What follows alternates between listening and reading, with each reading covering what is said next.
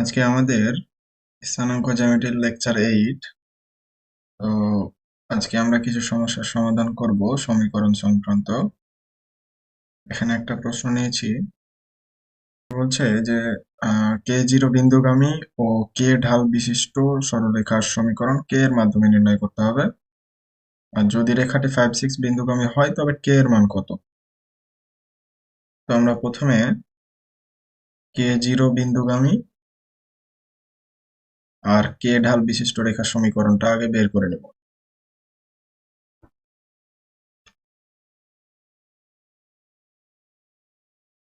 তাহলে কে জিরো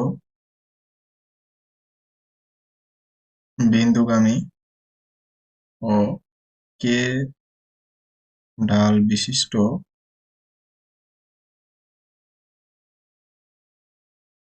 রেখার সমীকরণ।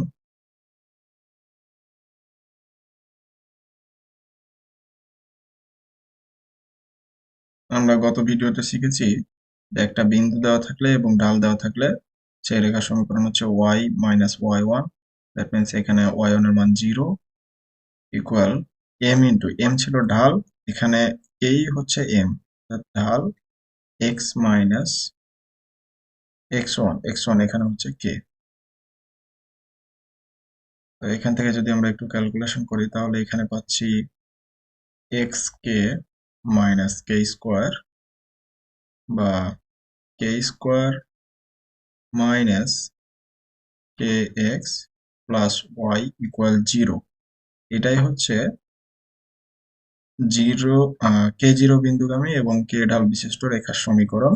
কে এর মাধ্যমে আমরা বের করলাম। ফার্স্ট পার্ট আমাদের শেষ হয়ে গেছে।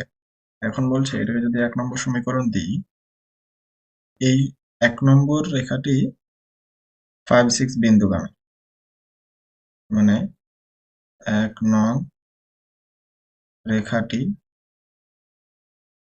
5, 6 বিন্দুগামী 5, 6 বিন্দুগামী যদি হয় তাহলে x এর মান হবে 5, y এর মান হচ্ছে 6, k square minus 5k plus 6 equal 0। এটাকে যদি আমরা মিডল ফ্যাক্টর করি এখান থেকে পাবো 2k minus 3k plus 6 equal 0। এখান থেকে আমরা k কমন নিব, k মাইনাস 2, এখান থেকে minus 3 common, k minus 2 equal 0। তার মানে এখান থেকে পাচ্ছি আমরা k minus 2 into k minus 3 equal 0। এখান থেকে সমাধান করলে পাবো a ইকুয়াল টু 3। এই দুইটাই হচ্ছে k এর মান। পরবর্তী আরেকটা প্রশ্নে যাই আমরা। একটি রেখা এ -2, 3 বিন্দু দিয়ে যায় এবং যার ঢাল হচ্ছে 1/2। রেখাটি যদি 3k বিন্দু দিয়ে যায় তাহলে k এর মানটা আমাদেরকে বের করতে হবে। তার মানে প্রথমেই আমরা বের করে নিব a বিন্দুগামী এবং হাফ ঢাল বিশিষ্ট রেখার সমীকরণ। a -2, 3 বিন্দুগামী, আগের প্রশ্নের অলমোস্ট অনুরূপ। a বিন্দুগামী ও হাফ ঢাল বিশিষ্ট রেখার সমীকরণ।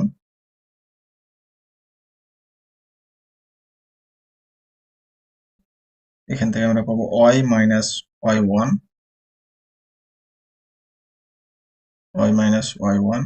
Equal m into x minus x1। এটাকে একটু ক্যালকুলেট করলে 2 যদি আমরা ওইদিকে মাল্টিপ্লাই করে দিই তাহলে 2y minus 6 equal x plus 2। এখান থেকে আমরা পাবো x minus 2y plus 8 equal 0। এটা হচ্ছে a বিন্দুগামী আর হাফ ঢাল বিশিষ্ট রেখার সমীকরণ। এটাকে আমরা 1 নম্বর দিলাম। এখন পরের প্রশ্নে বলছে যে রেখাটি হবে 3k বিন্দু দিয়ে যাবে, এই রেখাটি মানে 1 নম্বর রেখাটি 3k বিন্দু দিয়ে যায়। তার মানে 1 নং রেখাটি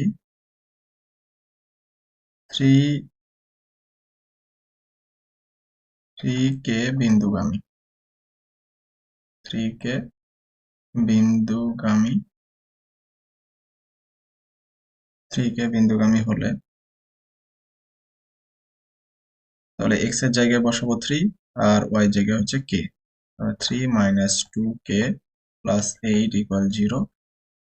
এখান থেকে পাবো 2k equal 11, that means k equal 11/2। এইটাই হচ্ছে k এর মান। আমরা পরবর্তী আরেকটা প্রশ্নে যাই। এই প্রশ্নে বলছে একটি চতুর্ভুজের 4টি শীর্ষবিন্দু দেওয়া আছে পি কিউ আর এস। এখন পি এস রেখার সমীকরণ বের করতে হবে। ক নম্বর আগে আমরা করে ফেলি। পি এস রেখার সমীকরণ, পি হচ্ছে 5 2 আর এস হচ্ছে -2 -1। তো তাহলে পি এস রেখার সমীকরণ, পি এস রেখার সমীকরণ আমরা আগের ভিডিওগুলোতে দেখেছিলাম। দুই বিন্দুগামী সরলরেখার সমীকরণ x - x1 x1 - x2 equal y - y1 y1 - y2। এটাকে একটু ক্যালকুলেট করি। x - 5/7 y - 2/3। এটাকে যদি আমরা আর গুণ করি 3x - 15 7y আমরা পাবো। এরপরে হচ্ছে খ নম্বর।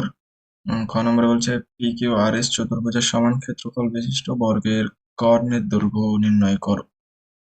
তার আগে আমরা চেক করে নিব যে পি কিউ আর এস এগুলা ঘরের কাঁটার কোন দিকে আছে, কিভাবে নিতে হবে এটা। তো পি হচ্ছে 5 2 5 2 যদি আমি মোটামুটি এভাবে নিয়ে একটা রাফ স্কেচ আর কি করতেছি। আর কিউ হচ্ছে -3 2, এখানে কিউ। আর আর হচ্ছে 4 - 1, এটা হচ্ছে আর। আর এস হচ্ছে -2 -1, এটা হচ্ছে এস। আমাদের চতুর্ভুজ হচ্ছে এইটা। তার মানে ঘড়ির কাঁটার বিপরীত দিকে যেতে হলে আমাদেরকে যেতে হবে পি কিউ এস আর। পি কিউ এস আর, এটা দিয়ে আমাদেরকে এই চতুর্ভুজের ক্ষেত্রফলটা বের করতে হবে।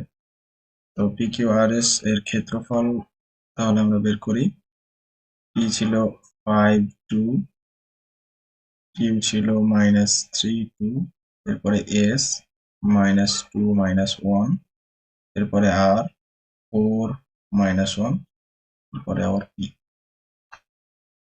এটা বিস্তৃত করে আমরা এর আগে শিখেছি হচ্ছে হাফ 10 + 3 + 2 + 8 মাইনাস এই দিক থেকে এবার -6 দেন +6 হয়ে গেল +4 +4 +5। তো এইটা আমরা ক্যালকুলেট করলে কত পাবো? তো এইটা আমরা ক্যালকুলেট করলে পাবো হাফ ইন্টু 42। এখান থেকে তাহলে আমরা পি কিউ আর এস এর ক্ষেত্রফলটা পাচ্ছি 21 বর্গ একক। এখন প্রশ্নে বলা আছে এই ক্ষেত্রফলটাই হবে একটা বর্গক্ষেত্রের ক্ষেত্রফল। তো আমরা জানি যে বর্গের যদি বাহুর দৈর্ঘ্য এ হয়, বর্গের বাহুর দৈর্ঘ্য যদি এ ধরি, বর্গের বাহুর দৈর্ঘ্য সাপোজ এ একক, তার মানে বর্গের কর্ণ হবে √2 ইন্টু এ। তাহলে বর্গের বাহুর দৈর্ঘ্য এখান থেকে আমরা বের করি। তাহলে যেহেতু 21 বর্গেরও ক্ষেত্রফল হবে, তার মানে আমরা বলতে পারি যে বর্গের ক্ষেত্রফল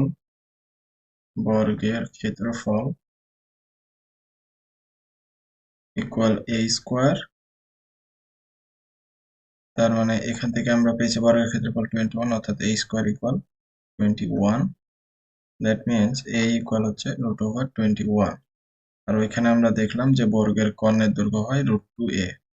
তার মানে বর্গের কর্ণের দৈর্ঘ্য ইকুয়াল √2 ইন্টু আবার √21। এখান থেকে পাবো √42 বর্গ একক। √42 একক। এখানে √2a এটা আসার ব্যাপারটা একটু ব্যাখ্যা করি।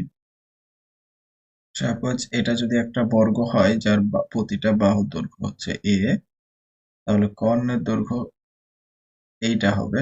এখান থেকে যদি আমরা এই সমকোণী ত্রিভুজটা নিই, তাহলে এখানে পিথাগোরাসের উপপাদ্য যদি অ্যাপ্লাই করি, তাহলে আমরা এই কর্ণ সমান পাবো, কর্ণ এখান থেকে পাবো যে √a² + a²। এখান থেকে আসে √2a²। এখান থেকে মেনলি আসে √2a। এখান থেকে বর্গের কর্ণের দৈর্ঘ্যটা √2a হয়। এখানে আমি ডিরেক্ট সূত্র ব্যবহার করেছি। তো এটাই হচ্ছে বর্গের কর্ণের দৈর্ঘ্য।